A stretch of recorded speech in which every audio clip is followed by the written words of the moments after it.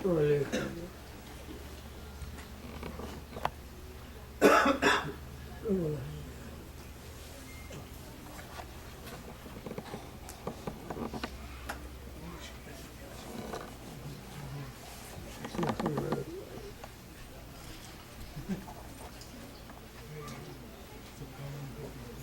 بالله السميع العليم من الشيطان اللعين الرجيم.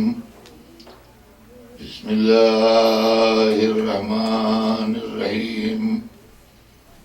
الحمد لله رب العالمين، والصلاة والسلام على سيدنا وشفيعنا أبي القاسم محمد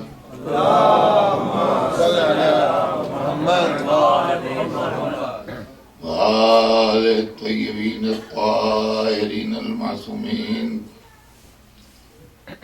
ولعنة الله على أعدائهم أجمعين من يومنا هذا إلى يوم الدين. أما بعد، فقد قال الله سبحانه تبارك وتعالى في كتابه المبين وهو أصدق الصادقين: ولا تلبسوا الحق بالباطل وتكتموا الحق وأنتم تعلمون. صلوات سيدنا محمد.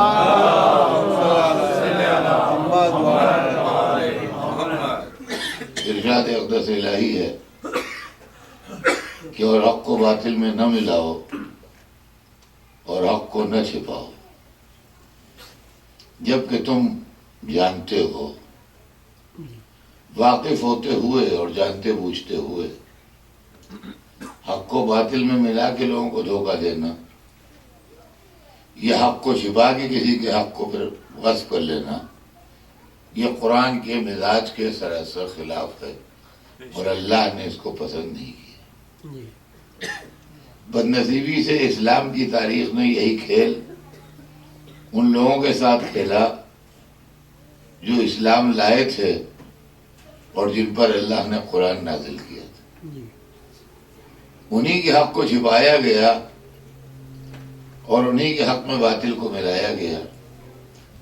میں نے کل آپ کی خدمت میں عرض کیا تھا کہ بنی امیہ نے، جن کا پہلے اقتدار قائم ہو گیا تھا اور جنہوں نے اسلام کو حکومت سمجھ کے اس پر قبضہ کیا تھا. کل کی تقریر ذہن عالی میں ہوگی.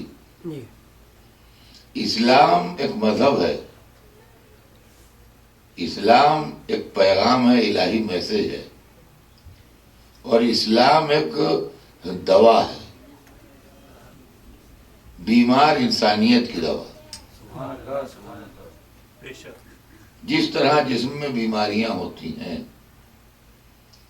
کسی کو ٹی بی ہو گئی، کسی کو کینسر ہو گیا، کسی کو ایڈس ہو گیا، کسی کا ہارٹ گڑبڑ ہو گیا، کسی کی کڈنی گڑبڑ ہو گئی، تو کسی کا لیور خراب ہو گیا، تو ڈاکٹرز جو ہیں وہ اس کے لیے دوائیں ایجاد کرتے ہیں اور وہ دوائیں دی جاتی ہیں تاکہ آدمی تندرست ہو جائے اور شفا یاب ہو جائے.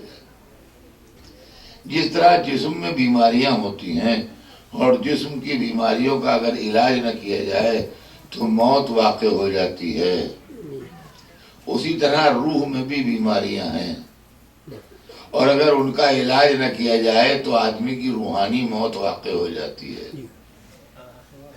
فرمایا ہم نے اب اس کے اندر جو بیماریاں ہیں ان میں لالچ ہے، حرص ہے، بغض ہے، حسد ہے، فریب ہے، جھوٹ ہے، مکر ہے، سینکڑوں بیماریاں ایسی ہیں انسان کے اندر، ہوس ہے، مختلف چیزیں ایسی ہیں کہ جن کی وجہ سے انسانیت جو ہے وہ برباد ہو جاتی ہے.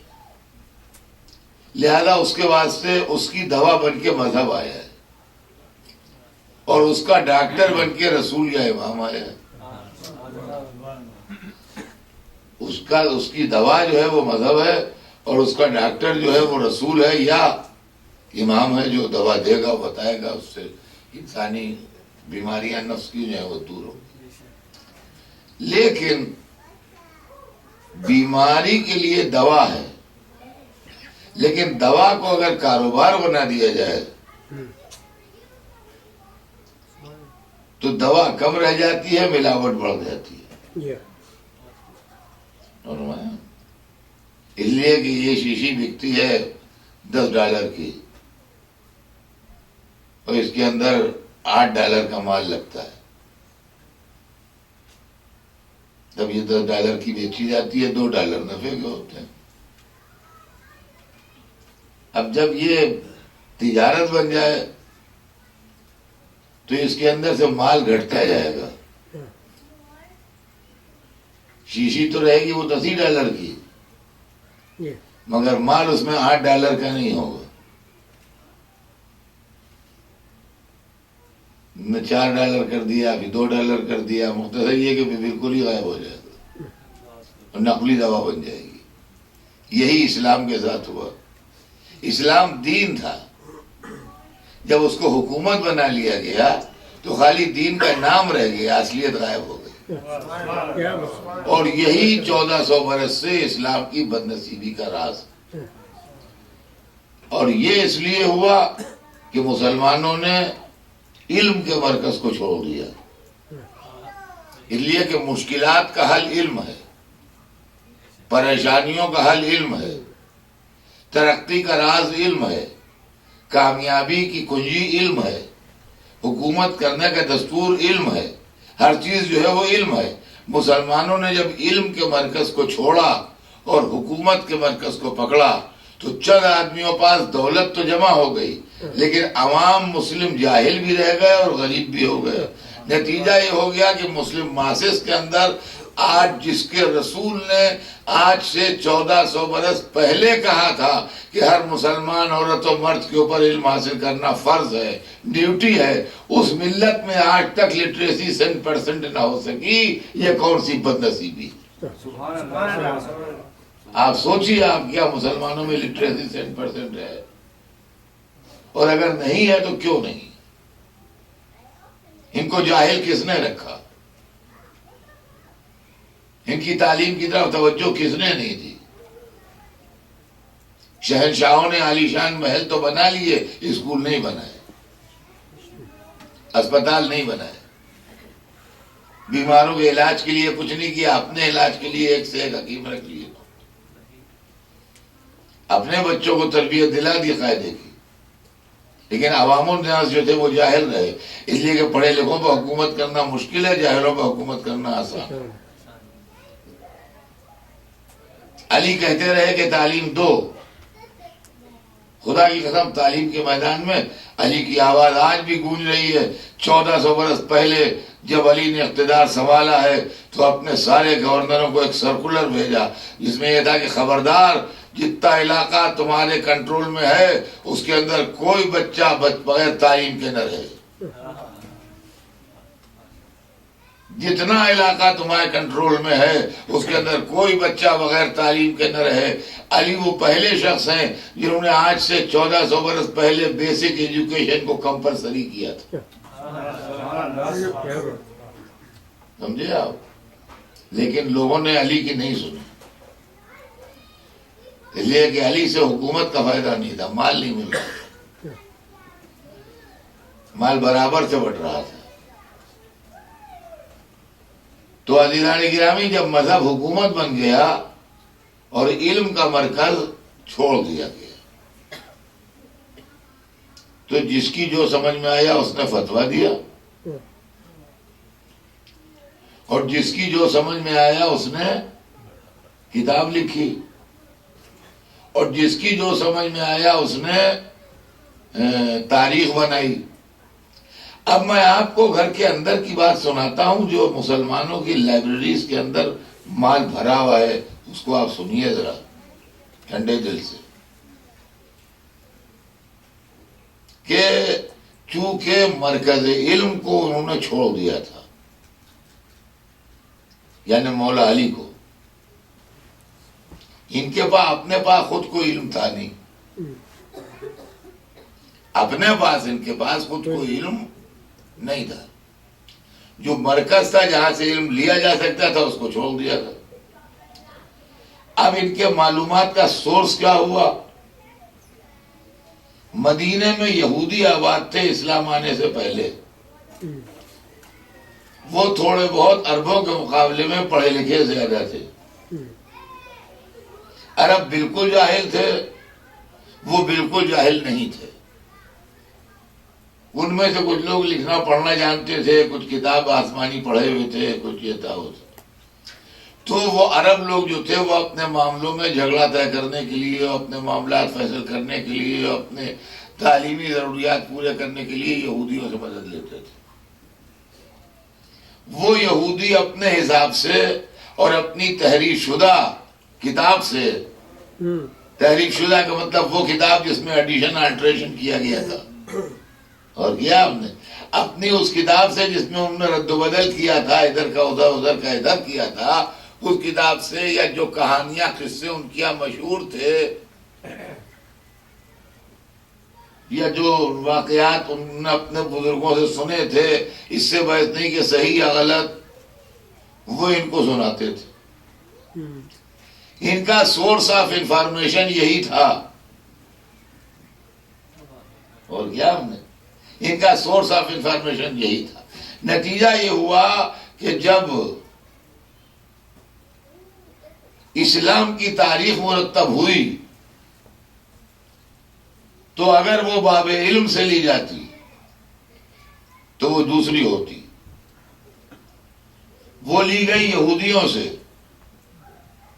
عیسائیوں سے، ان کے جاہل ملاؤں سے. نتیجہ یہ ہے کہ وہ دوسری ہوئی، اور اس کے اندر دبے پاؤں یہ سازش کی گئی کہ اسلام پر یہودیت اور عیسائیت کا احسان ثابت ہوتا رہے، اور یہودیت اور عیسائیت کا اپر ہینڈ اسلام پر ثابت ہوتا رہے. دیکھیے کیا کیا نقصان پہنچے ہیں ہمارے اوپر. جو یہ الزام ہے خالی فضائل پڑھتے ہیں، علی علی کرتے ہیں. آپ آئیے علمی تحقیق کے میدان میں آئیے، بات کیجیے کہ علی کو چھوڑنے سے کیا نقصان ہوا. خالی ہوا میں علی علی تھوڑی کیا کرتے ہیں. اب نتیجہ یہ ہوا کہ آپ کو میں مثالیں دینا شروع کرتا ہوں. اس کو ہمارے یہاں اسرائیلیات کہا گیا. ایک ٹرم ہے اسرائیلیات. اسرائیلیات سے مراد وہ جھوٹی حدیثیں ہیں جو مسلمانوں نے اپنی کتابوں میں جمع کی ہیں، اور ان کے سورسز جو ہیں وہ اسرائیلی ہیں. سمجھے آپ؟ وہ اسرائیلیات کہلاتے ہیں. آپ ہندوستان یا پاکستان میں جہاں سے بھی آپ کا تعلق ہے، جو اردو اخبار چھپتے ہیں، آپ 26ویں رجب کا اردو اخبار پڑھیے، 27ویں رجب کا، چاہے کراچی سے لے کے پڑھیے،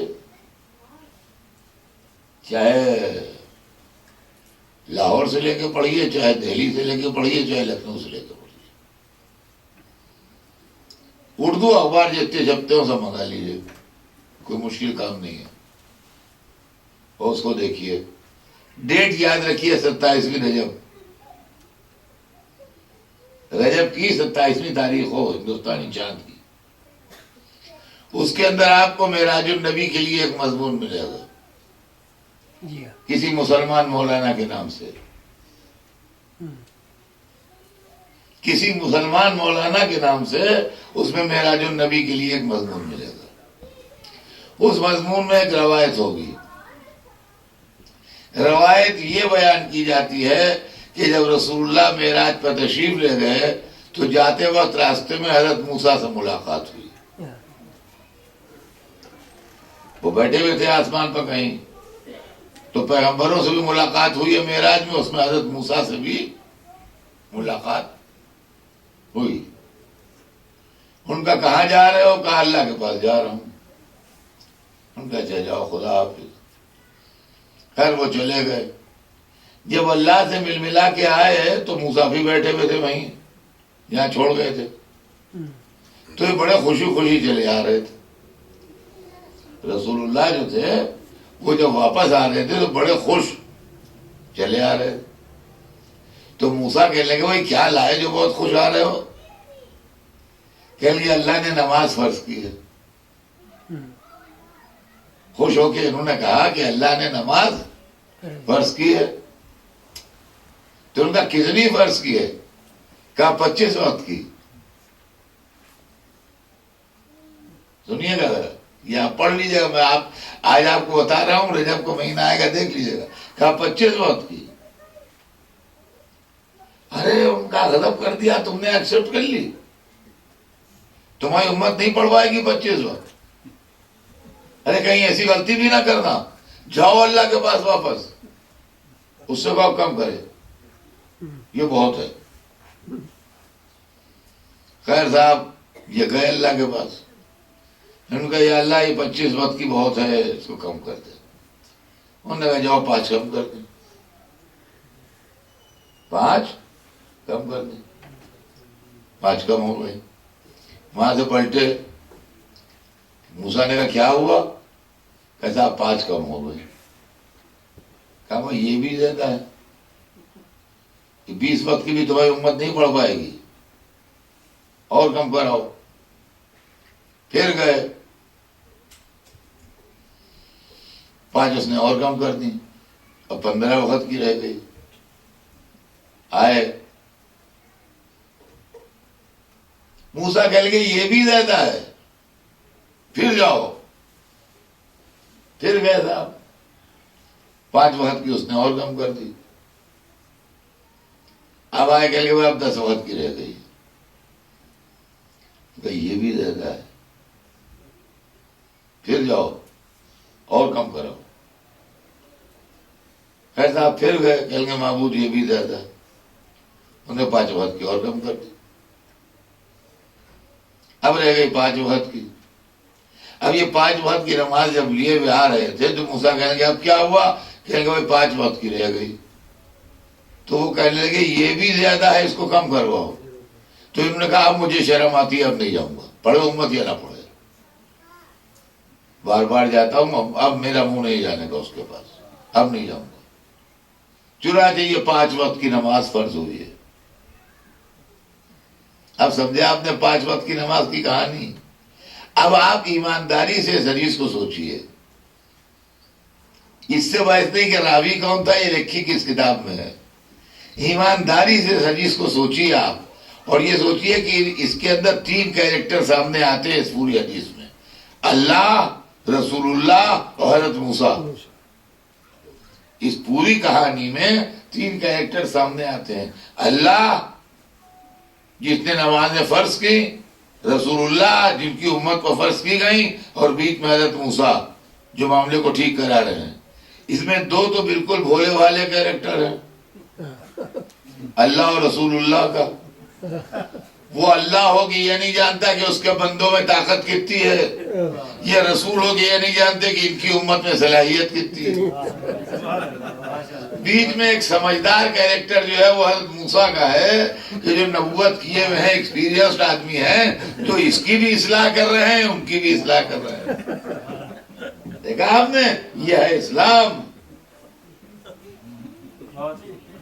یہ ہے اسلام. اور جب آپ اس پر اعتراض کیجئے، اللہ کتاب میں لکھی ہے، آپ کی سمجھ میں نہیں آتا. اصل میں آئے یا نہ آئے، کتاب میں لکھی ہے. آپ کی سمجھ میں نہیں آتا، کتاب میں لکھی ہے. اسی طرح سینکڑوں قصے ہیں. معراج جسمانی سے انکار، کہ جسمانی معراج نہیں ہوئی تھی. مسلمانوں کے پاس اپنی کوئی فلاسفی نہیں تھی، عربوں کے پاس کوئی فلاسفی نہیں تھی. آپ تاریخ میں پڑھ لیجئے پھر اسلامک ٹائم کی. کچھ نہیں جانتے تھے، نیو وحشی تھے، قریب انسیولائزڈ تھے. یہ حالت کا دور تھا. مسلم مولویوں نے چوری کی. جو یونان سے اس زمانے میں فلسفہ آیا، بغیر رائٹر کا نام لکھے ہوئے اپنے ناموں سے کتابیں عربی میں ٹرانسلیٹ کی. یہ علمی چوری ہے. پہلی بات، میں یہاں سے انگریزی میں کسی رائٹر کی کتاب لے جاؤں اور لکھنؤ جا کے اردو میں ٹرانسلیٹ کروں تو ٹرانسلیٹ کرنے میں کوئی عیب نہیں ہے. مجھے لکھنا چاہیے کہ اس کا رائٹر فلاں ہے. مجھے البنی میں یہ کتاب ملی، مجھے پسند آئی، میں نے سوچا کہ بھائی اردو والوں کو بھی اس سے فائدہ پہنچے گا، لہذا میں نے اس کو اردو میں ٹرانسلیشن کیا ہے. اگر میں نے یہ کام کیا تو علمی دیانتداری سے میں نے اس کتاب کو لوگوں کے سامنے پیش کیا کہ جو اس کا اصلی رائٹر ہے اس کا نام بتایا اور اس کا اردو میں نے ٹرانسلیٹ کیا اسے. اور اگر میں نے اردو کر کے اس کو اپنے نام سے چھاپ دیا تو یہ علمی چوری ہے کہ نہیں ہے؟ مجھے بتائیے. یونان کے فلسفے کو مسلم علماء نے عربی میں ٹرانسلیٹ کر کے اپنے نام سے چھاپا. چھاپا تو نہیں، اس زمانے میں مینuscript تھے، بھارت لکھا. وہ فلسفہ تھا غلط. وہ یہ تھا کہ آسمان تلے اوپر ہے، وہ شیشے کے ہیں، اور ستارے جو ہیں وہ اس میں جڑے ہوئے ہیں، اور آسمان چکر کھا رہے ہیں. تو جو آسمان سلو چکر کھا رہا ہے اس کا ستارہ سلو چل رہا ہے، اور جو آسمان فاسٹ چکر کھا رہا ہے اس کا ستارہ فاسٹ چل رہا ہے. آسمانوں کی اسپیڈیں الگ الگ ہیں. چنانچہ چاند جو ہے وہ پہلے آسمان میں جڑا ہوا ہے اور پہلا آسمان تیز گھوم رہا ہے، لہذا چاند مہینہ بھر میں اپنا دورہ پورا کر لیتا ہے. آفتاب چوتھے آسمان میں جڑا ہوا ہے، وہ سلو گھوم رہا ہے، لہذا آفتاب اپنا دورہ سال بھر میں پورا کرتا ہے. یہ فلسفہ مسلمانوں نے اپنے نام سے عربی میں ٹرانسلیٹ کر کے لکھ دیا کتابوں میں. اب اس کے بعد مولوی اس بات پر جم گیا کہ آسمان شیشے کے ہیں اور ستارے اس میں جڑے ہوئے ہیں. اب جو مسئلہ معراج آیا تو سوال یہ پیدا ہوا شیشہ ٹوٹے گا کیسے؟ جب رسول کا جسم جائے گا تو شیشہ ٹوٹے گا، اور جب ٹوٹے گا تو جڑے گا کیسے؟ تو شیشے کے ٹوٹنے جڑنے کا فلسفہ ان کی سمجھ میں آیا نہیں. انہوں نے معراج جسمانی سے انکار کر دیا. اب سمجھے آپ کہ معراج جسمانی سے انکار جو ہے وہ ملا کی جہالت ہے.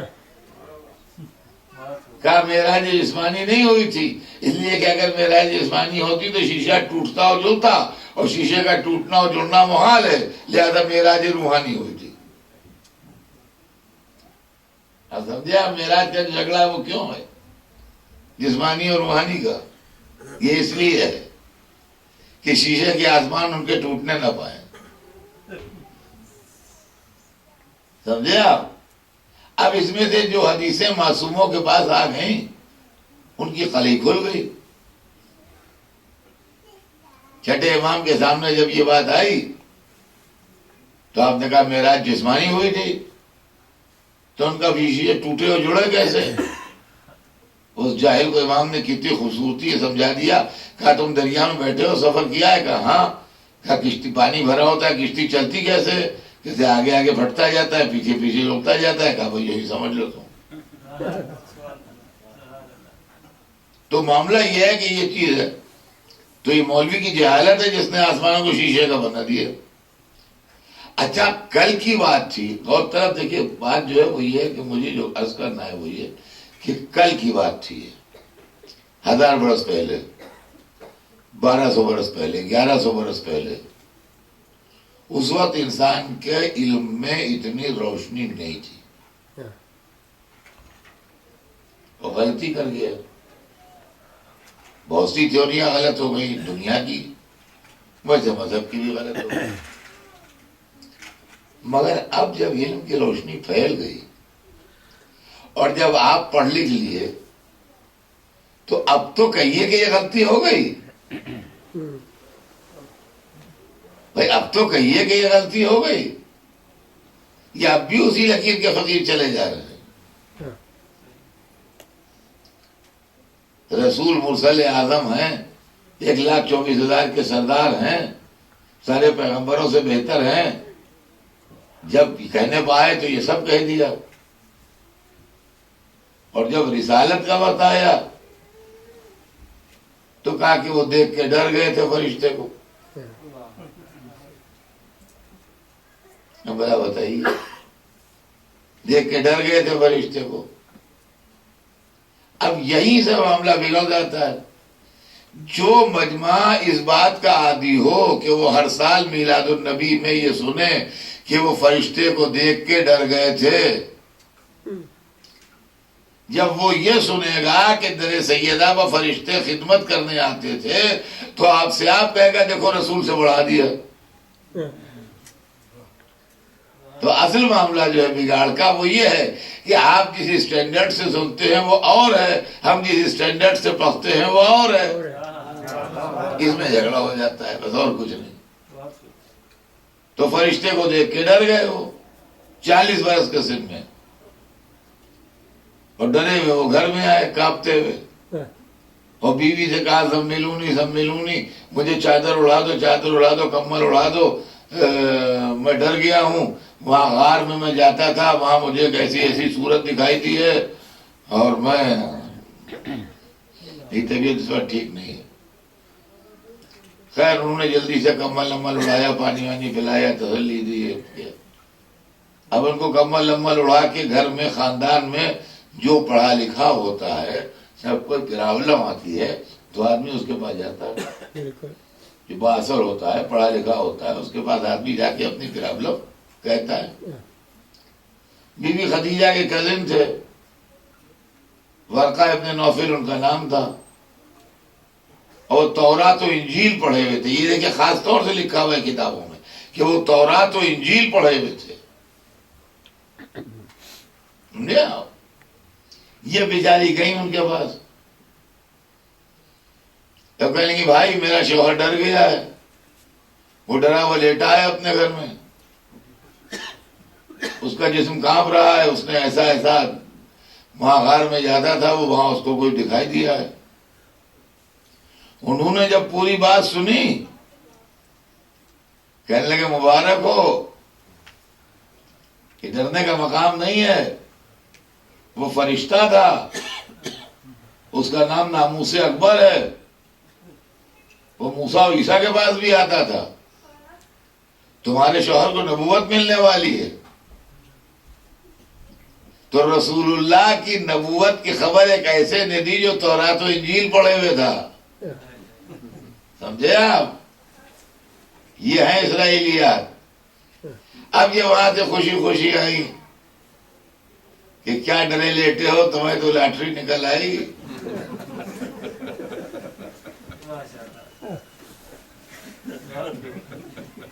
میرا بھائی جو ہے وہ بہت قابل آدمی ہے، وہ تورات و انجیل پڑھے ہوئے ہے، اس نے پورا کیس سن کے کہا ہے کہ وہ فرشتہ تھا جو آیا تھا تمہارے پاس اور تمہیں نبوت ملنے والی ہے.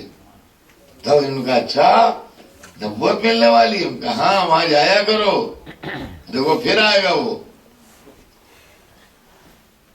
ایسا اب یہ ان کی انکریجمنٹ کے اوپر جانے لگا ہوں. ایک دن پھر وہ دکھائی دیا.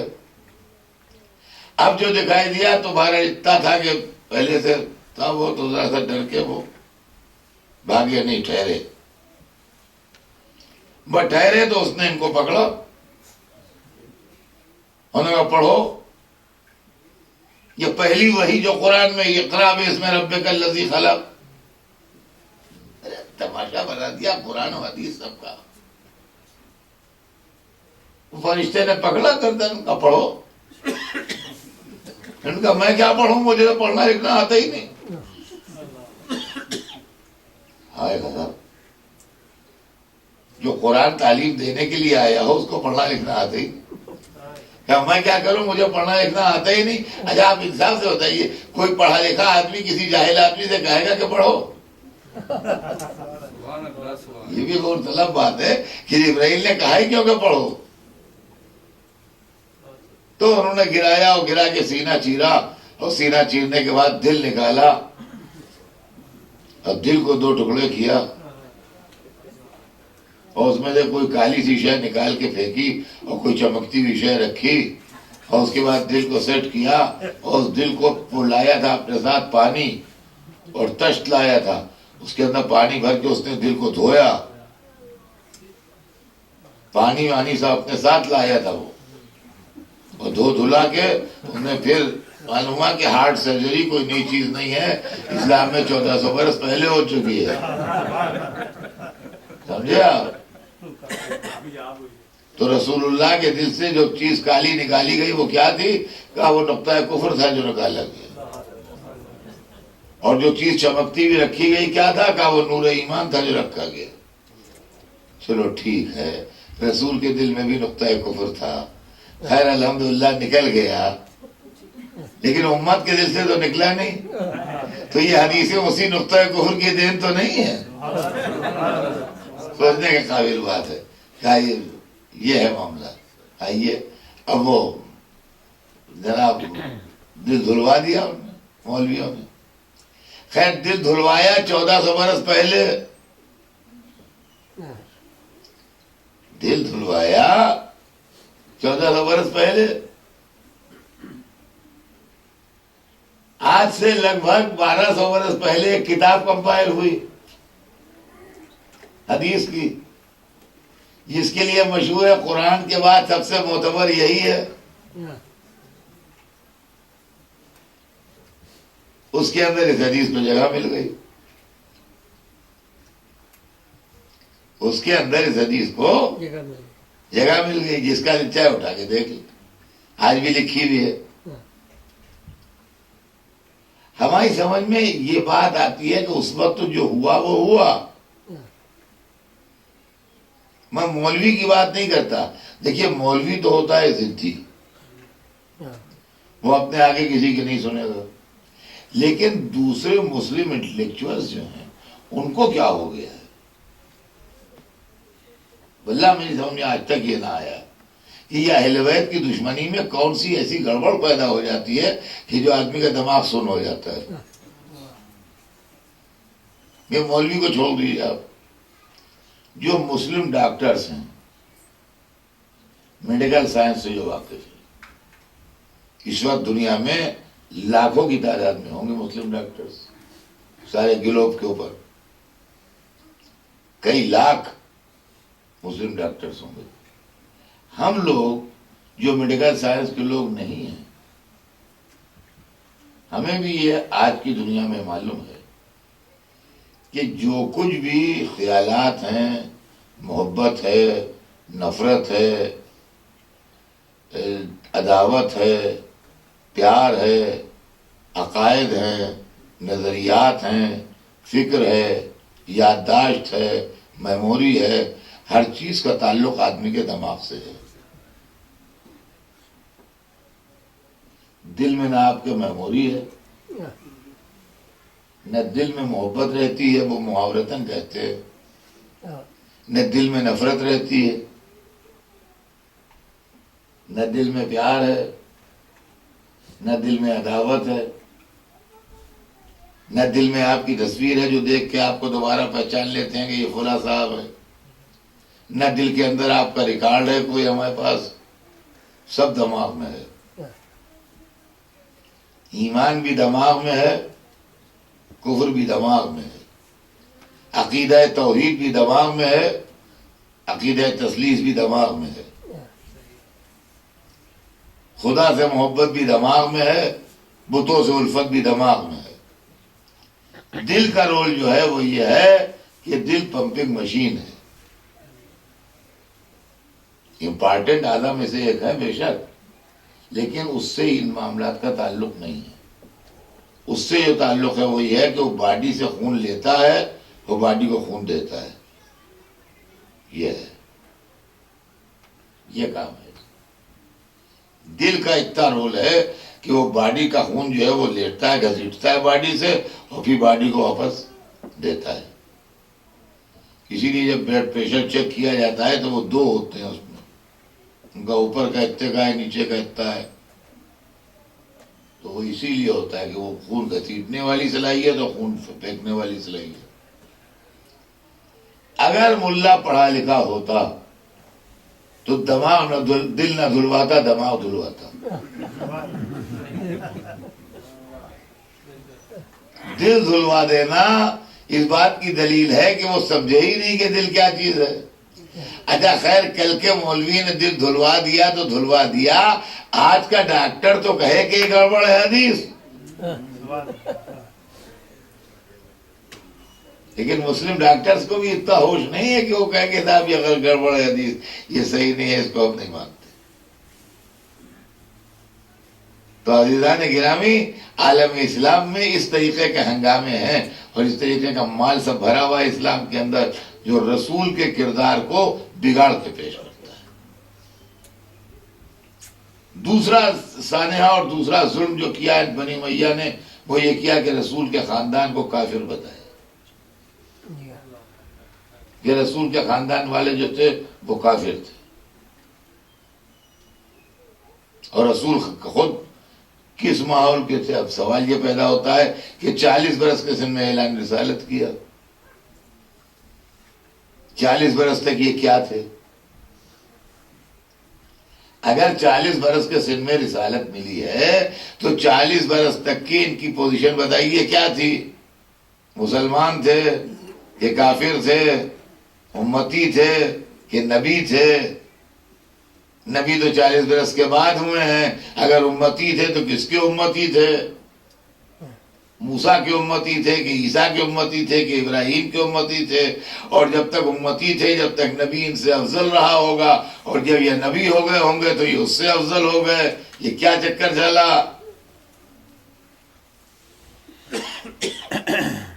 کچھ سناٹا ہے، کوئی جواب دینے والا نہیں. 40 برس کے سن میں نبوت ملی. ہم یہ نہیں مانتے کہ 40 برس کے سن میں نبوت ملی. عیسیٰ تو پیدا ہوتے ہی کہا کہ مجھے نبی بنایا ہے، اور سب سے بڑا نبی 40 برس کے سن میں نبی بنے. یہ انصاف کی بات نہیں ہے. اور عزیزان گرامی، ہم تو رسول کی زندگی کو جو 40 برس خاموشی کے ہیں اس کو بھی کار نبوت میں شامل مانتے ہیں. اس لیے کہ جب گرمیاں آتی ہیں اور زمین تپتی ہے تو اس کے اندر اگانے کی صلاحیت ختم ہو جاتی ہے. پھر اس کے بعد موسم بدلتا ہے، بارشیں ہوتی ہیں، زمین میں نمی پیدا ہوتی ہے، تری پیدا ہوتی ہے.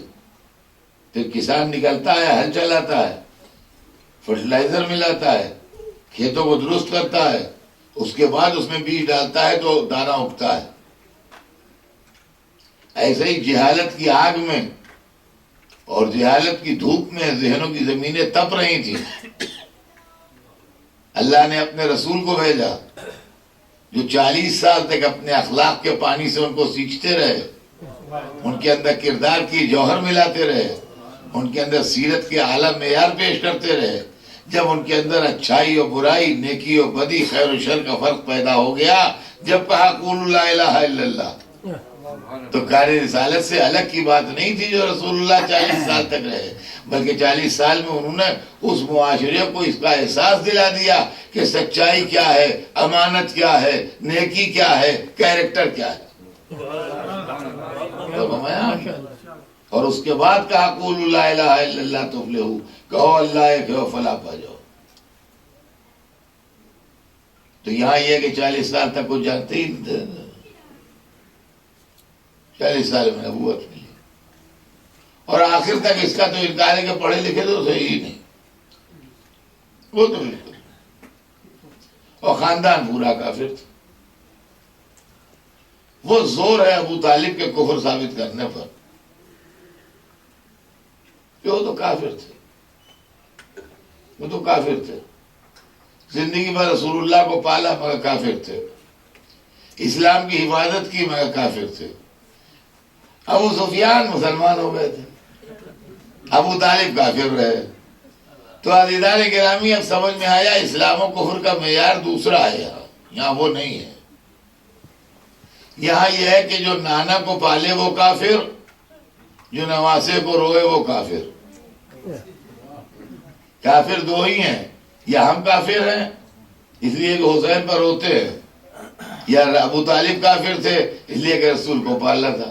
اور مسلمان بھی دو ہیں، ابو سفیان مسلمان، یزید مسلمان. جو نانا سے لڑے وہ مسلمان، جو نواسے کو قتل کرے وہ مسلمان. یہ اہمیہ اسلام و کفر کا معیار. تو اب یہ ہے کہ جہاں بس میں ہوتا ہے وہاں کہتے ہیں، جہاں بس میں نہیں ہوتا ہے وہاں نہیں کہتے ہیں. امریکہ میں نہیں ہے بس میں نہیں کہہ پاتے ہیں. جن ملکوں میں بس میں ہے وہاں کہہ دیتے ہیں کہ بھائی شیعہ کافر ہے. اچھا اس پر ہمارے لڑکے بگڑتے ہیں نوجوان. میں کہتا ہوں کہ بگڑنے کی بات ہی نہیں ہے. کافر کوئی برا لفظ نہیں ہے. کافر کا لفظ جو ہے وہ مسلمانوں میں بدنام ضرور ہے مگر ان پارلیمنٹری نہیں ہے. یہ عربی لفظ ہے. ہم لوگ اردو بولتے ہیں اس لیے ہمیں برا لگتا ہے. اس کا ٹرانسلیشن کیجئے تو آپ کی سمجھ میں آئے گا یہ برا نہیں ہے. کافر کہتے ہیں انکار کرنے والے کو. جو کسی چیز سے انکار کرے وہ اس کا کافر ہے. عربی میں کافر کہتے ہیں انکار کرنے والے کو. جس چیز سے آپ ڈینائی کیجئے اس کے آپ کافر ہیں. سمجھے آپ؟ یہ ہے معاملہ. جس چیز کو آپ کہیں کہ بھئی یہ ہمیں نہیں پسند ہے آپ اس کے کافر ہیں. کافر مانے منکر، کافر مانے انکار کرنے والا. تو کسی چیز سے انکار کرنا جو ہے یہ کوئی گالی تھوڑی ہے. اگر کوئی کھانا آپ کو نہیں پسند ہے آپ نے کہا میں یہ نہیں کھاتا تو آپ اس کے کافر ہیں. ایک آدمی ڈائبٹک ہے وہ کہتا ہے مٹھاس نہیں کھاتا تو مٹھاس کا کافر ہے وہ. قرآن میں ایک یہاں کے اوپر ہے وہ آیت مجھے نہیں یاد ہے لیکن حافظ نہیں ہوں میں جو صحیح آیت پڑھ لوں.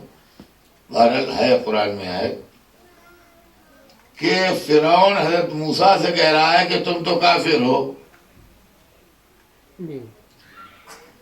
تو موسیٰ نبی سے فرعون کہہ رہا ہے تم کافر ہو.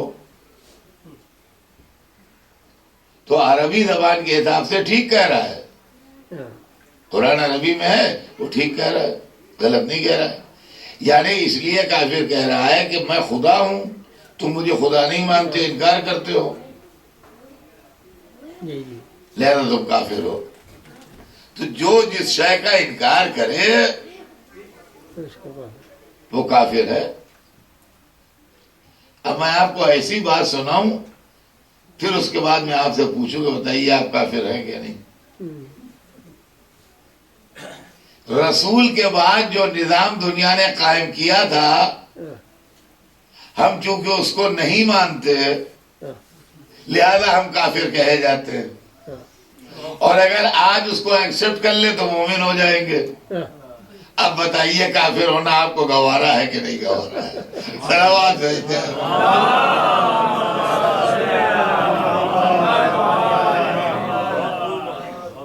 سمجھے آپ؟ تو یہ معاملہ ہے.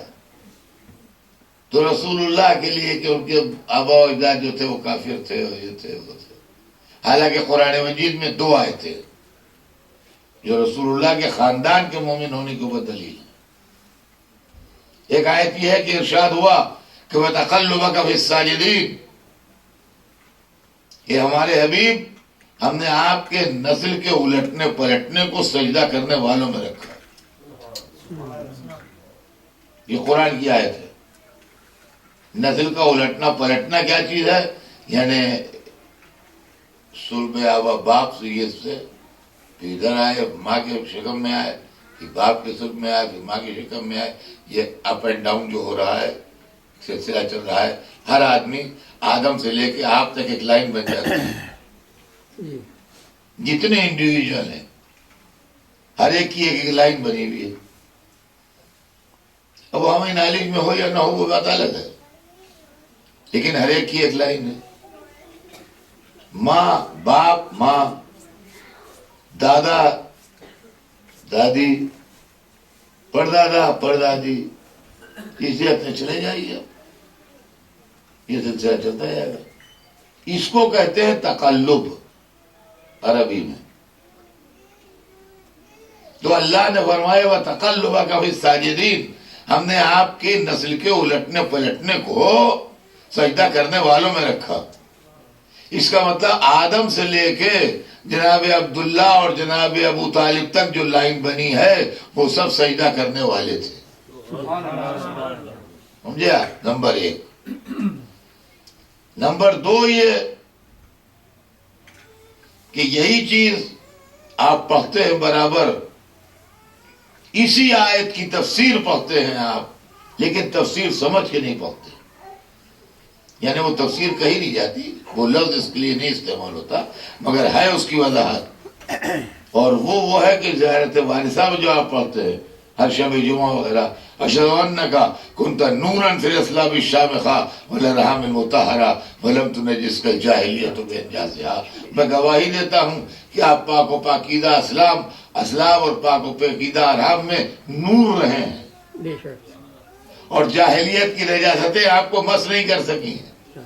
یہ وہی قرآن مجید کی آیت کی تفسیر ہے جو زیارت کے اندر آپ پڑھتے ہیں. آپ تو ایک تو یہ آیت ہے وَتَقَلُّبَكَ فِي السَّاجِدِينَ، ہم نے آپ کے سلسلہ نسب کو سجدہ کرنے والوں میں رکھا. اور دوسری آیت قرآن مجید میں یہ ہے کہ لَقَدْ مَنَّ اللَّهُ عَلَى الْمُؤْمِنِينَ إِذْ بَعَثَ فِيهِمْ رَسُولًا مِّنْ أَنفُسِهِمْ يَتْلُو عَلَيْهِمْ آيَاتِهِ وَيُزَكِّيهِمْ وَيُعَلِّمُهُمُ الْكِتَابَ وَالْحِكْمَةَ. ہم نے مومنین پر یہ احسان کیا ہے. لَقَدْ مَنَّ اللَّهُ عَلَى الْمُؤْمِنِينَ، ہم نے مومنین پر یہ احسان کیا ہے، مومنین پر یہ احسان کیا ہے. اِذْ بَعَثَ فِيهِمْ رَسُولًا، کہ انہی میں سے ایک کو رسول چنا ہے. یہ نہیں کہ رسول چننے کے بعد وہ مومن ہو گئے، نہیں، انہی میں سے ایک کو رسول چنا ہے جس کا کام ہے یتلو علیہم آیات الہی کی تلاوت کرے اور کتاب و حکمت کی تعلیم دے. وہ ایک الگ مسئلہ ہے. لیکن لقد من اللہ علی المؤمنین، ہم نے مومنین پر احسان کیا ہے کہ اذ بعث فیہم رسولا من انفسہم، کہ جو انہی میں سے ایک کو رسول چنا ہے جو ان کے نفسوں میں سے ہے، یعنی ان سے بہت کلوز ہے. تو اس کا مطلب یہ ہے کہ رسول کا جو خاندان تھا وہی ہاشم، وہی عبد المطلب، وہی ابو طالب، وہی حمزہ، وہی جعفر، وہی علی، یہ سب مومنوں کا خاندان تھا. انہی میں سے ایک محمد بھی تھے جن کو رسول چنا گیا. اور عالم اسلام کا یہ اصرار ہے کہ نہیں، سب کافر تھے. اور دلیل ایسی دیتے ہیں خدا کی قسم. کہ جناب اگر کافر نہیں تھے تو کعبے میں بت کیسے آ گئے؟ اگر کافر نہیں تھے تو کعبے میں بت کیسے آ گئے؟ خیر اس کا جواب تو ہم جب سے مجلسیں پڑھ رہے ہیں، جب سے دے رہے ہیں، ہم سے پہلے والے بھی دے رہے تھے، لیکن ادھر تھوڑے عرصے سے اس کا جواب آسان ہو گیا. اگر 100 برس بعد کا مورخ لکھ دے کہ ہندوستان میں سب ہندو رہتے ہیں، اور اگر مسلمان رہتے ہوتے تو بابری مسجد کیسے گر جاتی؟ ہندوستان میں کوئی مسلمان ہے ہی نہیں، سب ہندو رہتے ہیں. اس لیے کہ اگر مسلمان ہوتے اور جس ملک میں 20 کروڑ مسلمان رہتے ہوں، اس ملک میں کہیں مسجد گر سکتی ہے؟ ارے عقل میں آتی ہے آپ کے بات؟ تو یوں تو آسانی سے عقل میں نہیں آئے گی. بے شک کسی کے بعد کہ اس ملک میں 20 کروڑ مسلمان رہتے ہوں، اس میں مسجد گر جائے. لیکن یوں سوچیے آپ کہ 20 کروڑ چاہتے تھے نہ گرے، مگر 80 کروڑ چاہتے تھے گر جائے. تو جو 80 کروڑ نے چاہا وہ ہوا، جو 20 کروڑ نے چاہا وہ نہیں ہو پایا. تو عزیزان گرامی، یہی معاملہ ہے کہ ایک خاندان اور ایک قبیلہ چاہتا ہو یا نہ چاہتا ہو، جو پورا مکہ چاہتا ہے تو وہی ہوگا جو وہ چاہتے تھے. یہ کوئی دلیل ہوئی؟ آپ سوچیے، بتائیے. لیکن ابو طالب کے لیے کہ وہ کلمہ نہ پڑھا، کلمہ نہ پڑھا، داڑھی ہلا ہلا کے اور سر ہلا ہلا کے کہ رسول اپنا کان قریب لے گئے مگر انہوں نے کلمہ نہ پڑھا، جیسے دوسرا کان ان کا لگا ہوا تھا، یہ سن رہے تھے۔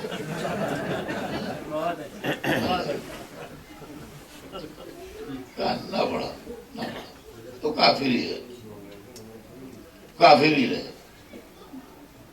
ہاں ابو سفیان مسلمان ہو گیا تھا، جو بدر میں لشکر لے کے آیا، احد میں لشکر لے کے آیا، خندق میں لشکر لے کے آیا، زندگی بھر مسلمانوں کو ٹارچر کرتا رہا، وہ مسلمان ہو گیا۔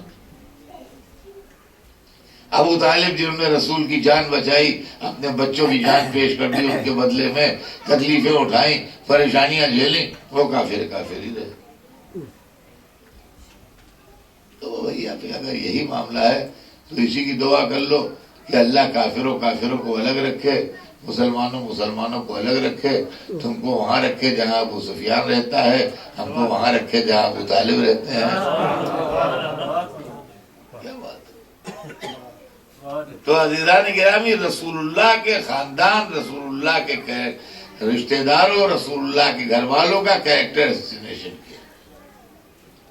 رسول کے باپ دادا، رسول کے بزرگ، ان کو کافر بتایا گیا خلاف قرآن۔ جنہوں نے خدمت کی اسلام کی، ان کو برا کہا گیا۔ بنی امیہ کے کلیجے میں جو حفاظت رسول کی وجہ سے ابو طالب کی طرف سے آگ بھڑک رہی تھی، اس آگ کو یوں نکالا کہ چونکہ انہوں نے رسول کو پالا ہے، آپ دیکھیے اسلامی حدیث ہے تو آپ کو پتہ لگے گا، چونکہ انہوں نے رسول کو پالا ہے لہذا اللہ انعام کے طور پر ان کے عذاب میں کمی کرے گا۔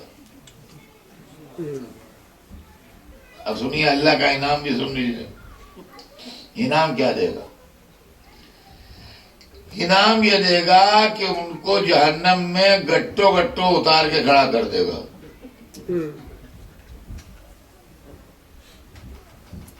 لیکن اس سے جو ان کے پیر آگ کے اندر ہوں گے، جہنم کی آگ میں، تو اس سے اتنی تکلیف ان کو ہوگی کہ ان کا دماغ اس طرح پک رہا ہوگا جیسے ہنڈیا پکتی ہے۔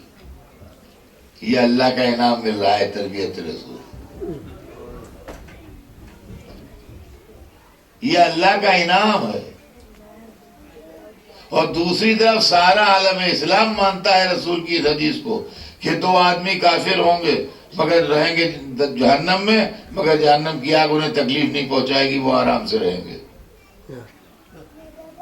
ایک نوشیروان بادشاہ جو عادل تھا، چونکہ اللہ کو اس کی عدالت پسند آئی، مگر کافر تھا اس لیے رہے گا جہنم میں، مگر ایئر کنڈیشن روم میں رہے گا۔ دوسرا حاتم تائی، اس کی سخاوت اللہ کو پسند آئی تو رہے گا تو وہ بھی جہنم میں، مگر اس کے لیے بھی ایسی روم بنے گا جہنم میں۔ اب سمجھ میں آیا؟ ہم تو پریکٹیکل آدمی ہیں اور زندگی کے تجربے سے مجلس پہنچتے ہیں، ہم نے تو اس کا تجربہ بھی کر لیا۔ اور یہ حدیث ہمیں اس وقت یاد آئی جب 1 سال ہم مسقط میں تھے، شدید گرمی تھی، اور جو لوگ مسقط نہیں گئے ہیں اگر اس میں سے تو ان کو اندازہ نہیں کہ مسقط میں کون سی گرمی ہوتی ہے۔ امریکہ میں رہ کے کوئی مسقط کی گرمی کو سوچ نہیں سکتا ہے، اور اگر آپ لوگوں میں سے کبھی کوئی مسقط میں رہا ہے تو اس کو اندازہ ہوگا مسقط کی گرمی کا۔ بہرحال 1 سال ہم مسقط میں تھے تو اے سی چل رہا تھا اور ہم کمبل اوڑھے لیٹے ہوئے تھے، تو ہمیں یہ حدیث یاد آئی کہ ایسے ہی حاتم اور نوشیروان جو ہے وہ جہنم میں ہوں گے، جیسے ہم ہیں۔ اس لیے کہ وہ اے سی تھا، کمرہ ٹھنڈا تھا، اگر ہم کمبل اتار لیتے تو ہمیں ٹھنڈک لگتی، اگر ہم کمبل اتار دیتے تو ہمیں ٹھنڈک لگتی۔ تو ہم نے کہا ایسے ہی نوشیروان وہ ہوگا وہاں جہنم میں۔ ہم نے پریکٹیکل تجربہ کر لیا دنیا میں اس کا۔ لیکن بھائی ایک بات ہمیں سمجھ میں نہ آئی کہ اللہ کو نوشیروان کی عدالت پسند آئی تو اس نے جہنم کو ٹھنڈا کر دیا، اللہ کو حاتم کی سخاوت پسند آئی تو اس نے جہنم کو ٹھنڈا کر دیا، مگر اللہ کو ابو طالب کا محمد کو پالنا پسند نہیں آیا۔ سوچیے صحیح کون سا اسلام ہے، کون سا مذہب ہے؟ یہ کچھ بھی نہیں، یہ دشمنی آل محمد کے جلے پھپولے ہیں جو پھوڑے جا رہے تھے تاریخ، اور یہی اسلامی تاریخ بن کے ہمارے سامنے آیا ہے۔ یہ اہل بیت کا حق ہے جو چھپایا جا رہا ہے کہ وہ تو یہ ہے، وہ تو وہ ہے، وہ تو وہ ہے، اس طرح کی واقعات، اور سارے معاملات کا نچوڑ اس وقت سامنے آیا جب یہ ساری گندگیاں اور ساری غلاظتیں جو ہیں وہ جا کے یزید کو سپورٹ کرنے لگی۔ آج عالم اسلام جو باتیں چاہے بنائے، لیکن در حقیقت 1400 برس سے کسی کے پاس جواب ہے نہیں۔ دیکھیے وہ جو دو نظام بنے تھے، اس لیے کہ اسلام میں 2 پارٹی سسٹم ہے، تیسری پارٹی ہے ہی نہیں۔ امریکہ میں، برٹن میں چھوٹی چھوٹی پارٹیاں ہیں بھی، تو وہ الیکشن نہ جیت پاتی ہوں مگر ہیں۔ اسلام میں ہے ہی نہیں، کسی نے کلیم ہی نہیں کیا 1400 برس سے۔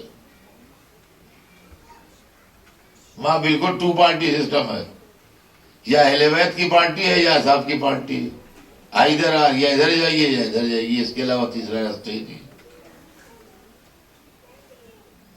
تیسرے نے کلیم ہی نہیں کیا آج تک، یا یہ پارٹی ہے یا وہ پارٹی ہے۔ جب ہم نکلے یہاں سے اور ہمیں جانا تھا، جلدی تھی، ایئرپورٹ جانا تھا، ہم نے کہا ہم کدھر جائیں، بتا دیے راستہ، ہم اجنبی ہے یہاں۔ ہم نے کہا ایسا ادھر بھائی ہاتھ کی طرف سڑک جاری ہے، چلے جائیے گا، 1-2 میل جائیے گا تو آپ کو ایئرپورٹ کی سائن ملیں گے، اس کو فالو کرتے چلے جائیے۔ ٹھیک،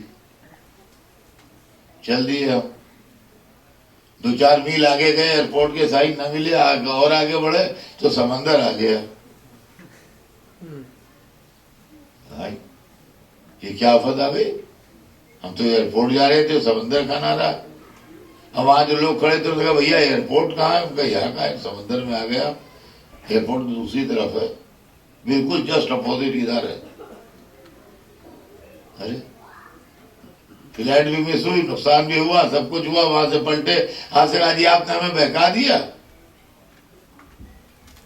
تو اگر آپ اتنا کہہ دیتے کہ میری ساری مجھے افسوس ہے اور مجھے ڈائریکشن کا خیال نہیں رہا، اور میں نے آپ کو لیفٹ ہینڈ سائڈ بتا دیا، اس میں رائٹ ہینڈ سائڈ مجھے کہنا چاہیے تھا، غلطی ہو گئی مجھ سے، معاف کیجیے گا، تو چلو میرے دماغ میں ہوتا ہے انسان ہے، غلطی ہو سکتی ہے، لفظ کچھ کا کچھ منہ سے نکل سکتا ہے، دماغ میں آدمی کے بعد وقت کوئی فکر ہوتی ہے، بعد وقت کوئی فکر ہوتی ہے، ان کی نیت بری نہیں ہوتی۔ لیکن اگر آپ وہاں مجھ سے بحث کرنے لگے کہ صاحب اب سمندر آ گیا ہوگا تو دنیا ہے، کچھ بھی ہو جائے، کل تک تو ایئرپورٹ وہیں پہ تھا۔ اب کوئی بھروسہ تھوڑی ہے، اللہ کی قدرت سے کچھ بعید تھوڑی ہے، وہاں سمندر اللہ نے خلق کر دیا ہوگا، ایئرپورٹ ادھر کروا دیا ہوگا۔ تو اس کا مطلب آپ مجھے بیوقوف بنا رہے ہیں۔ اب اگر آپ ضد کریں کہ کل تک تو ایئرپورٹ ہی تھا، آج سمندر آ گیا ہوگا، تو کیا تعجب کی بات ہے اس میں؟ تو عزیزان گرامی، یہی مسئلہ اسلام کا ہے۔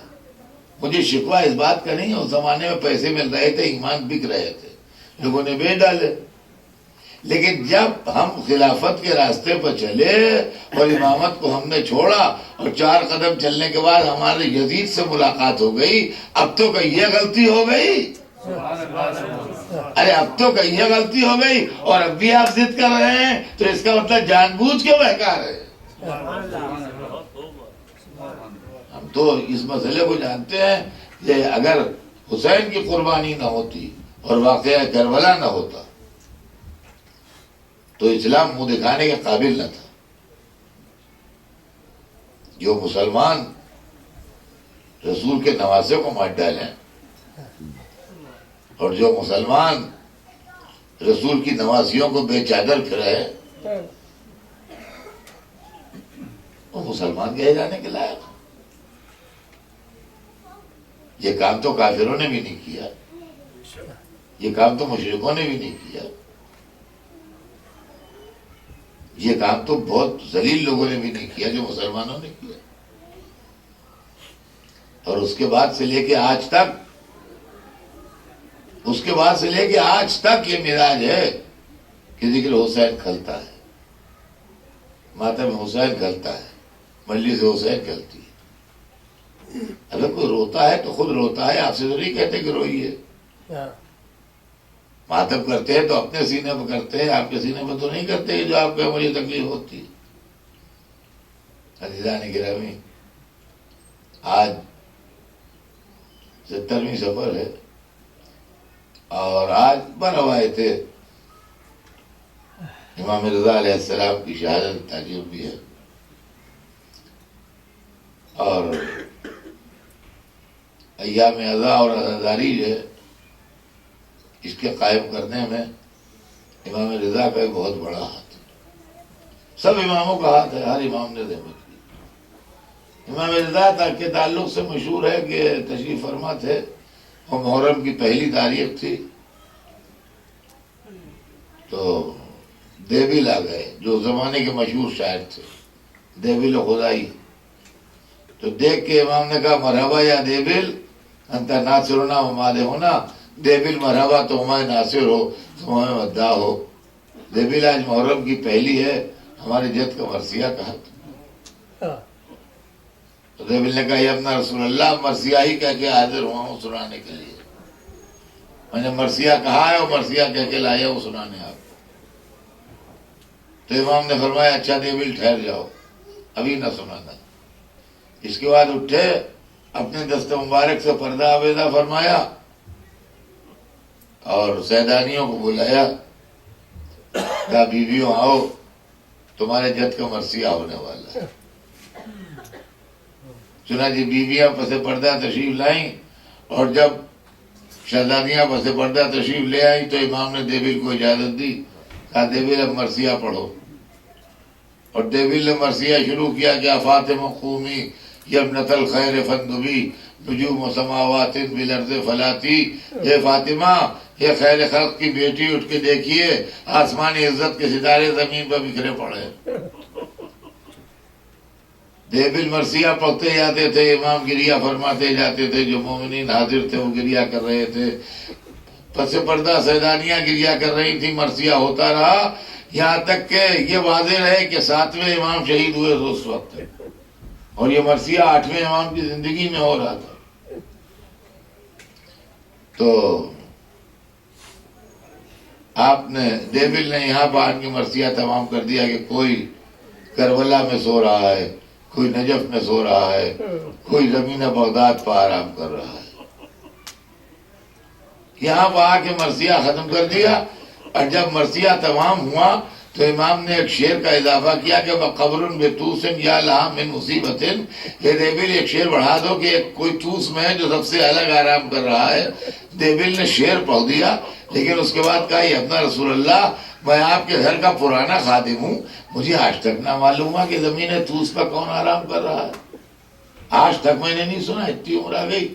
آپ نے فرمایا دیبل تو صحیح کہہ رہا ہے، تو نے نہ سنا ہوگا، تو اس کے اوپر تو میری خبر بنے گی، میں اپنی شہادت کی خبر دے رہا ہوں۔ میں اتنا کہنا تھا کہ دیبل نے وہ شعر ریپیٹ کر دیا، بس جیسے ہی ریپیٹ کیا ویسے ہی اندر سے ایک کنیز آئی، کہا خدا کے لیے دیبل چپ ہو جا، امام رضا کی بہن کو بھائی کی شہادت کی خبر سن کے خش آ گیا ہے، لہذا خاموش ہو جا، اب نہ پڑھ۔ میں کہوں گا اے میرے 8ویں امام کی بہن، آج کی شہادت کی خبر سن کے خش آ گیا، کربلا میں حسین کے بہن کی دل کی خبر لیجئے، بھائی کے سر کو نیزے طویل کو دیکھ رہی ہے، خیموں میں آگ لگی ہے سیدانیہ۔